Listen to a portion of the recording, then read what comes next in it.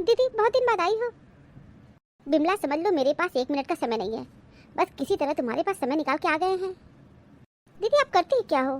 3 बहुएं हैं आपकी, पानी में हाथ नहीं डालना पड़ता है आपको, बैठे बैठाए भोजन आपको मिलता रहता है। तो बिमला तुम्हारी भी तो बहू आ गई है, तुम्हारे भी तो दिन चांदी के हैं आजकल। दीदी कैसी बात कर रही हैं आप? कुछ भी अच्छा नहीं है, बस समझ लीजिए समय बीत रहा है। बहू लाने का जो सिर पे भूत था उतर गया। इतनी जल्दी भूत उतर गया? इतनी उतावली थी शादी करने के लिए और इतनी परेशान थी। चलो कोई बात नहीं, बहू तो आ गई ना, अब तो प्रसन्न हो ना। कुछ नहीं प्रसन्न है, बस बहू आ गई, बस इतना जान लीजिए। तो बिमला दुखी हो क्या? कोई कमी है क्या बहू में? बताओ क्या कमी है तुम्हारी बहू में? समझ लीजिए बहू की दीदी कोई लक्षण नहीं है, कोई भी लक्षण नहीं है, समझ लीजिए। फुट गया है मेरा ऐसी बहू पा करके। इनके माता पिता क्या संस्कार सिखाए हैं, कभी 8 बजे सो के उठ रही हैं, कभी 9 बजे, कभी 10 बजे, कभी 11 बजे सो के उठ रही हैं, बर्दाश्त कर रहे हैं। दी आप बस इतना समझ लो, सास का कोई सुख नहीं मिल रहा है।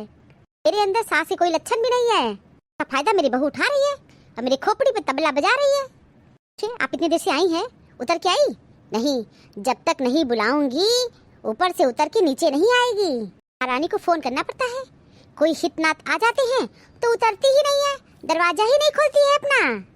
एक दिन तो समझ लीजिए दरवाजा खटखटाते खटखटाते मर गए, लेकिन वो बंदी दरवाजा खोली ही नहीं।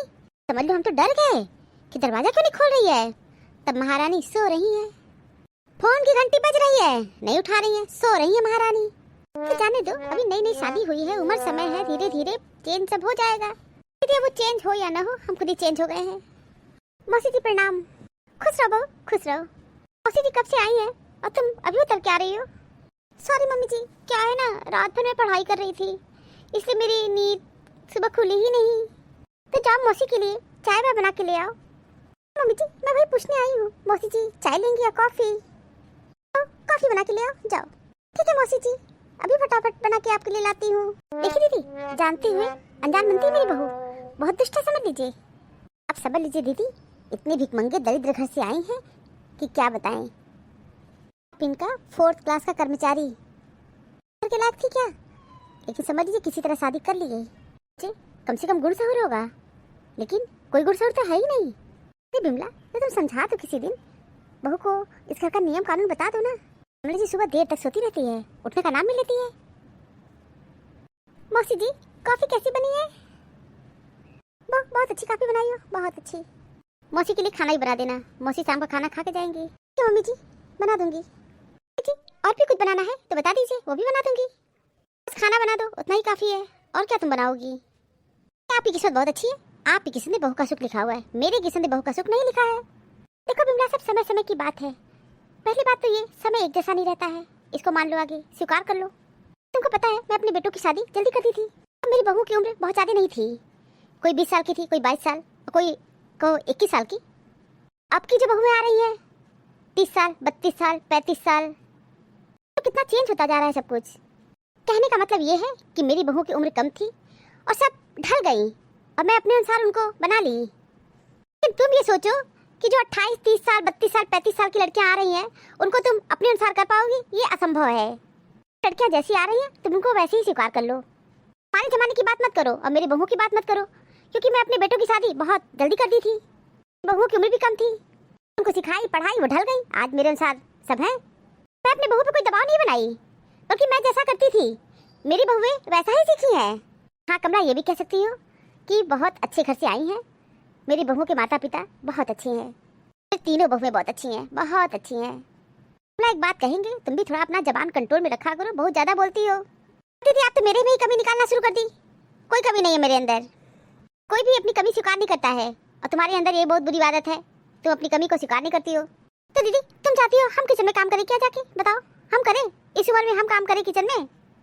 बिमला बिमला हम ये कहाँ कह रहे हैं कि तुम किचन में काम करो, तुम तो पूरी बात ही नहीं सुनती हो। हम ये कह रहे हैं टोका टाकी मत किया करो, अपने बोलने का लहजा ठीक रखो, वो तुम रखोगी नहीं। तुम गर्म होके बात करती हो, नॉर्मल होके तो बात ही नहीं करती हो। ठीक है दीदी मेरे में कमी निकालिए, ये नहीं कि बहू को कुछ समझाएं। बस मैं तुमसे यही कहूँगी, जैसे तुम्हारी बहू है उसको स्वीकार कर लो। जिस दिन स्वीकार कर लोगी उस दिन कोई समस्या नहीं रहेगी, और नहीं स्वीकार करोगी तो परेशान रहोगी। हेलो चारू, कैसी हो? बहू फोन पे बात कर रही हो क्या? मौसी जी बात तो करने जा रही थी, लेकिन अब बात नहीं करूंगी। आइए बैठिए, आप बात कर लो बहू, मैं चली जाती हूँ। नहीं मौसी जी, आप मेरे सामने हैं और जिससे मैं बात कर रही हूँ वो मेरे सामने नहीं है। उससे तो मैं बाद में बात कर लूंगी, लेकिन मेरे लिए तो आप बहुत इंपॉर्टेंट हैं। आप मेरे पास आई हैं, मेरे कमरे में आई हैं और आप सामने हैं, मैं आपसे बात नहीं करूंगी। बैठिए मौसी जी। मौसी जी फोन इतना इंपॉर्टेंट नहीं होता है, व्यक्ति इंपॉर्टेंट होता है। प्लीज मौसी जी ऊपर बैठिए। बहू तुम्हारे घर में सब ठीक तो है ना? मौसी जी सब ठीक है, सब ठीक है। अरे बोलते बोलते इतनी गुमसुम क्यों हो गई? क्या हुआ? कुछ भी नहीं मौसी जी, कुछ भी नहीं। बहू अपनी सास की सेवा कर दिया करो, बुजुर्ग हो गई हैं। और बहू सुबह उठ जाया करो, कोशिश किया करो बहू कि अपनी सास को किचन में न जाने दिया करो। मौसी जी मैं सारा काम करती हूँ, लेकिन मम्मी जी की आदत पड़ गई है मेरे अंदर कमी निकालने की। और मौसी जी मम्मी जी मेरा बहुत इंसल्ट की हैं, बहुत इंसल्ट की हैं। मुझे हमेशा भिखमंगे करके, गरीब घर की, दलित घर की लड़की हो तुम, ये सब कहती है। हर बात पे मौसी जी कहेंगी अपने बाप के यहाँ चलाई हो, अपने बाप के यहाँ चलाई हो। मौसी जी मुझे भी गुस्सा आ जाता है, कुछ करने का मन नहीं करता है, मैं करती रहती हूँ। मौसी जी बहुत झूठ बोलती हैं, किसी बात को बढ़ा चढ़ा कर बताती हैं। मौसी जी पूछिएगा नहीं, लेकिन ये सब सच है, मैं झूठ नहीं बोल रही। नहीं मैं समझ रही हूँ, समझ रही हूँ। ठीक है बहू, क्या है ना कि एक उम्र के बाद व्यक्ति चिड़चिड़ा हो जाता है।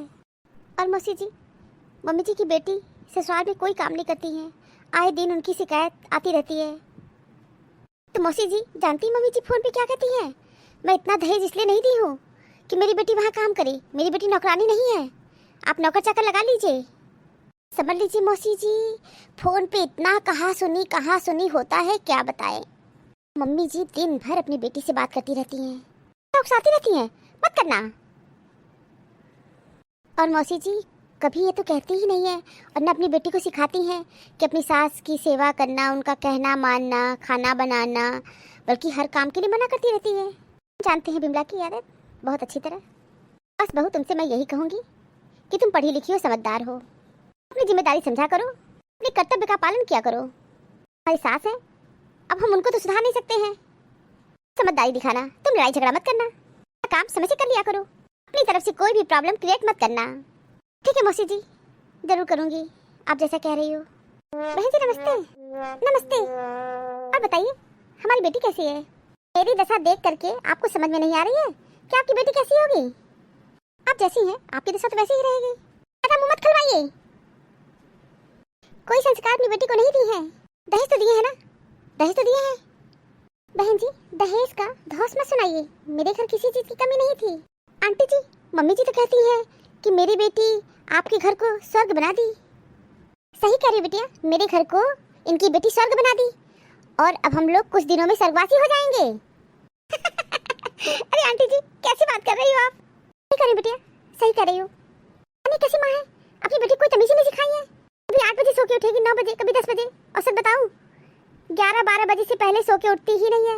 दिन में कही बहू जल्दी उठा करो, ये तो दोपहर का समय होने जा रहा है, तब तुम सो के उठती हो, तुम मुझसे बहस करने लगी, हर बात पे बहस करेगी।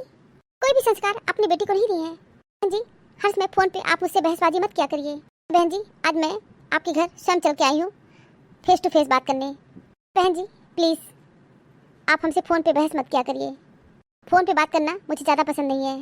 आप भी मेरी बेटी के अंदर कमी निकालना बंद कर दीजिए।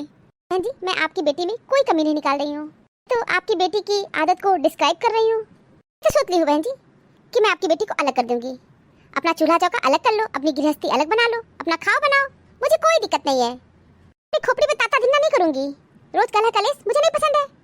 मैं आपसे फ़ोन पे इतना पंचायत भी नहीं कर सकती हूँ कि बहन जी मेरे अंदर भी सहन शक्ति की कमी है, इसलिए प्लीज़ बहन जी मेरे अंदर इतनी एनर्जी नहीं है कि मैं आपसे रोज़ फ़ोन पे बहसबाजी करूँ। बहन जी मैं आपसे ये कहने आई हूँ कि आप अपनी बेटी से कह दीजिए अपना गृहस्थी अलग बसा ले और खुश रहे। बिमला बहन जी तो सही कह रही हैं, अपनी बेटी से कह दो अपनी गृहस्थी अलग बसा ले और खुश रहे। ठीक है मैं अपनी बेटी से बात करूँगी, मेरी बेटी को भी रोज़ रोज़ लड़ाई झगड़ा पसंद नहीं है। तो बिमला सही कह रही हैं, मान जाओ बात। ठीक है मैं अपनी बेटी से बात करूँगी। बहुत बहुत धन्यवाद बहन जी, ऐसा ही करिएगा। मैं चाहती हूँ कि आपकी बेटी अलग गृहस्थी बसा ले। अब मैं चलती हूँ। बहन जी अभी तो आप चाय पानी यहाँ पी ही नहीं, पी के जाइए। दीदी आप ऐसे कैसे जा सकती हो? प्लीज आप मेरे हाथ का कॉफी पी के जाइए। नहीं बिटिया, मेरे पास टाइम नहीं है, फिर कभी आऊंगी तो पीऊंगी। आ रही हूँ। नमस्ते बहन जी। नमस्ते। प्रणाम आंटी जी। खुश रहो बिटिया। हाँ मम्मी बोलो। हाँ बिटिया, मैं ये कह रही हूँ कि तुम्हारी सास आई थी और कह रही थी कि तुम अलग गृहस्थी बसा लो, तुमको सास के साथ रहने में प्रॉब्लम है ना। मम्मी मुझे सास के साथ रहने में कोई प्रॉब्लम नहीं है। मम्मी तुम तो जानती हो मुझे फायदा ही फायदा है। मम्मी तुमको तो पता ही है मैं देर से सो के उठती हूँ, और मम्मी जब मैं सो के उठती हूँ तो खाना बन के रेडी रहता है। फिर क्या मम्मी, मैं जाके खाना निकाल के खा लेती हूँ। ऐसा ही मैं शाम को भी करती हूँ मम्मी, टाल मटोल करती रहती हूँ। तब तक मेरी सास स्वयं खाना बनाने लगती है, और इस तरह मम्मी मुझे शाम का भी खाना नहीं बनाना पड़ता है, और जाके मैं किचन से खाना निकाल के खा लेती हूँ। इसलिए मम्मी तुम साफ साफ सुन लो, मैं अलग अलग नहीं होना चाहती हूँ। गृहस्थी का झंझट मैं नहीं पालूंगी। मम्मी तुम कुछ बोल क्यों नहीं रही हो, चुप क्यों हो? लेकिन बिटिया तुम ही तो रोज शिकायत करती थी अपनी सास की। अब जब तुम्हारी सास कह रही है तुम अलग हो जाओ, खाना बनाओ खाओ अपना रहो खुशी से। नहीं मम्मी मैं अलग नहीं रहूंगी, मैं सास के साथ ही खाऊंगी। कहीं हाथ का तो खाना मुझे खाना पड़ता है। तो मम्मी क्या तुम पागल हो क्या कि मैं अपने हाथ से खाना बनाऊंगी? बिटिया तुम हमको पागल जरूर कर दोगी। बिटिया तुम्हारी सास आई थी और साफ साफ कह रही थी कि तुम अपनी गृहस्थी अलग कर लो, अपना खाना पीना बनाओ और खुश रहो। नहीं मम्मी मैं अलग खाना पीना बना के खुश कैसे रह पाऊंगी, तुम तो जानती ही हो मेरी आदत। तो बिटिया एक काम करो, तुम अपनी आदत अब चेंज करो। आज तुम्हारी बातें मैं सुनी तो मुझे ये बात समझ में आई कि तुम गलत कर रही हो। मेरे अंदर तो बहू की कोई लक्षण ही नहीं है। सास तो तुम्हारी बहुत अच्छी है कि तुमको बर्दाश्त कर रही है। मम्मी ये कैसी बात कर रही हो, मेरा साइड नहीं ले रही हो, सास की साइड ले रही हो। बिटिया मैं सही की साइड ले रही हूँ। काम करो बिटिया, अब तो मुझे रोज रोज फोन मत किया करो। तुम्हारा परपंच सुन सुन के ना हम पागल हो गए हैं। बिटिया तुम्हारे यहाँ कोई प्रॉब्लम नहीं है, सारा प्रॉब्लम तुम क्रिएट कर रही हो। काम करो बिटिया, तो अपनी सास के साथ खुशी से रहो और जाके खाना पीना बनाओ, समझ गई? मम्मी तुम कैसे बात कर रही हो? क्या मैं सही बात कर रही हूँ, और आज के बाद अपने ससुराल का झमेला मुझे मत बताना प्लीज। बिटिया तुम्हारी सास बहुत अच्छी है, मैं ही गलत हूँ, मैं अच्छा संस्कार नहीं दी हूँ। मम्मी तुम कैसी बात कर रही हो? ठीक है बिटिया मैं फोन रखती हूँ। बिमला आज तुम बहुत अच्छा काम की हो। हाँ दीदी मुझे बात बहुत देर में समझ में आई। अभी एक और जरूरी काम करना है। बहन जी नमस्ते। नमस्ते बहन जी बोलिए। बहन जी पहले तो मैं माफ़ी मांगती हूँ आपसे कि आप मेरे घर आई थी और मैं आपका सम्मान नहीं की, मुझे माफ़ कर दीजिए। क्या करूँ बहन जी, बेटी के प्यार में पागल हो गई थी। कोई बात नहीं बहन जी, गलतियाँ हो जाती हैं। तो बहन जी मैं आपसे ये कहूँगी कि मेरी बेटी गलत है और आप उसके साथ जो करना चाहती हैं वही करिएगा, जो आपको सही लगे वही करिएगा। ये भी सही है बहन जी कि आप मेरी बेटी को बहुत बर्दाश्त कर रही हैं। मुझे इस बात का दुख है कि मैं अपनी बेटी को अच्छे संस्कार नहीं दे पाई, इसलिए बहन जी मैं आपसे क्षमा मांगती हूँ, प्लीज़ मुझे माफ़ कर दीजिएगा। अरे बहन जी आप क्षमा मत मांगिए, ठीक है कोई बात नहीं। और बिमला अपनी बहू के साथ भी अच्छा व्यवहार करो कि तुमको रहना अपनी बहू के साथ ही है। हाँ दीदी बिल्कुल सही कह रही हो आप। सॉरी बहू, मैं भी तुमको बहुत बुरा भला कही हूँ, सॉरी। कोई बात नहीं मम्मी जी, आप मुझसे सॉरी मत बोलिए, आप बहुत अच्छी हो। एक सपने की टूटकर चकनाचूर हो जाने के बाद दूसरा सपना देखने के हौसले को ही जिंदगी कहते हैं। अपने लिए नहीं तो उन लोगों के लिए कामयाब बनो जो आपको नाकामयाब देखना चाहते हैं। कामयाब लोग अपने फैसले से दुनिया बदल देते हैं और नाकामयाब लोग दुनिया के डर से अपने फैसले बदल लेते हैं। Thank you for watching this video. Video अच्छी लगी हो तो लाइक और शेयर करना ना भूलें, और चैनल को सब्सक्राइब नहीं किया है तो फटाफट सब्सक्राइब कीजिए। मिलते हैं नई वीडियो में एक नई स्टोरी के साथ, तब तक आप लोग अपना बहुत ख्याल रखिएगा, हमेशा हंसते मुस्कुराते रहिए। आप सभी को बहुत बहुत धन्यवाद, बहुत बहुत धन्यवाद। तो प्लीज़ मेरे चैनल को सब्सक्राइब कीजिए। Thank you.